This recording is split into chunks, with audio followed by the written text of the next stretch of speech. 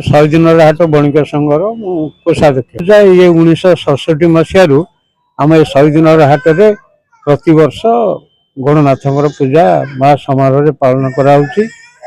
सांस्कृतिक कार्यक्रम में पाला होगुरी दासकाटिया होता घोड़ा नाच होता। ये चलित वर्ष आम पाला 2 राति रखीचु। गोटे राति गला आ गोटे राति आज हम भजन समारोह होता।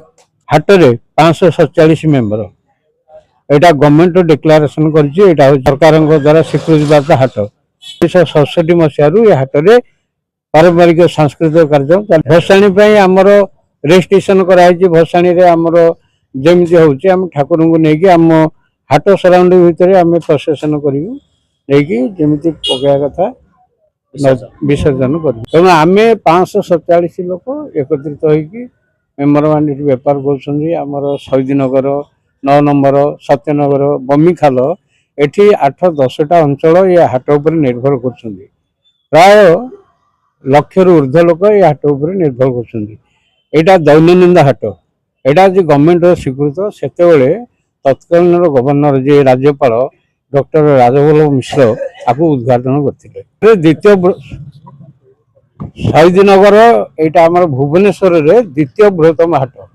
प्रथम हाट हूँ 1 नंबर हाट तापर शहीद नगर हाट। एवं तो बहुत हाट बढ़ीगला किंतु यहाँ हूँ द्वितीय बृहत्तम हाट। जो दुकान आसिक दुकान खोलुचे आम दुकान प्रथम सकाल आसिक दुकान खोलुचे आग गणनाथ को पूजा कर गणनाथ को पूजा कर सारापर आम अन्य ग्राहक आमर से इष्ट गणनाथ गजानन से। तेणु आमर प्रथम जो व्यवसायी मानकर गणनाथ होती आराध्य देवता बंदर जनवरी 26 यहाँ तो आम समस्ते पालन करपल्ली धरी आपंकर समस्ते आम हाट भर आउ गोटे सांस्कृतिक कार्यक्रम होगा जोटा कार्तिकेश्वर पूजा। कार्तिकेश्वर पूजा आपणकर अक्टोबर मास लास्ट रे हम साय लोक मैंने अच्छा आम हाट तरफ प्रचेषा करी कमल छता ये सब बंटन व्यवस्था कराऊँ। मो मनोरंजन बराड़ मो शहीद नगर हाटर उपकोषाध्यक्ष। ये तो बहुत पुराना हाट या पूर्व अनेक सांस्कृतिक कार्यक्रम अनुष्ठित होता मझे किसी हाट डिस्टर्बांस हेतु से बंद था। एवं किंतु यही वर्ष आम चेष्टा करूँ आउ टे नुआकरी करने केते गुड़े सांस्कृतिक कार्यक्रम आड करूँ। प्रथम राति आम रखी भजन समारोह द्वितीय राति रखी पाला तृतीय राति पाला।